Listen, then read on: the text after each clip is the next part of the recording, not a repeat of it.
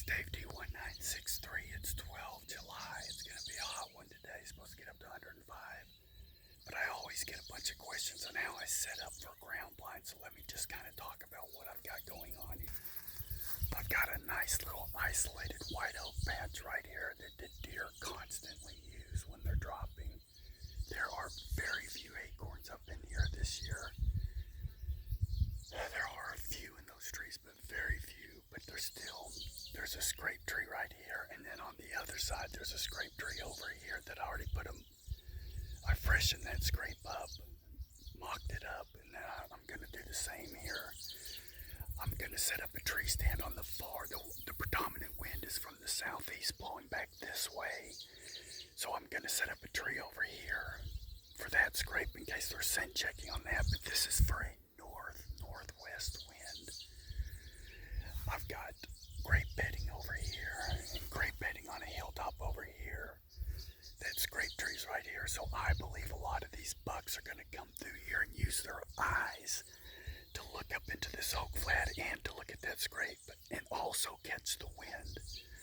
So I think they're really going to come through right through here. My opening is 25 yards to that. I'm anticipating about a 10-15 yard shot here. I could get some shooting over here and maybe back behind me, but the wind's going to be really tight right here. Now people ask me, why didn't I get up in these trees? Because it's too open here for that. I like getting down in the ground, so let me show you what I do here. This is my ground blind now from 5 yards away. You can't even tell I've done anything in there. But what I do is I mark a tree over here so I can come in with this wind, come right up into my blind. And in July, this is what I'm doing. I'm cleaning out a place for my waldrops, and I'm doing some temporary shooting lanes that I can trim up easily. I get that big thick stuff out now, and then I'll trim up the leafy stuff the day I hunt. Here's the tools that I use.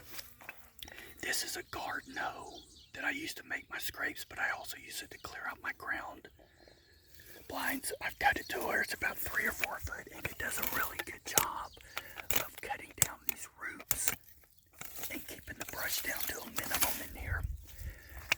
Another thing I always have on me is a pair of pruners. Always have these on me. So this is how I set up my ground blinds. I built this up a little bit. I took all the brush that I cut down here and I just stacked it in here. But when I saw this spot, it was just a clump of brush.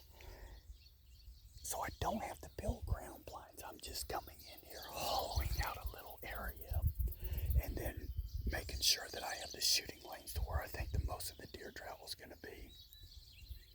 I'm excited about this area. There was a good little 10 point in here last year. Another thing I want to point out in July, keep your eyes open. This thistle, just as good a job as milkweed. And it's very abundant this time of year. Anywhere you go out here, you can pick up handfuls of this thistle and put them in a plastic bag.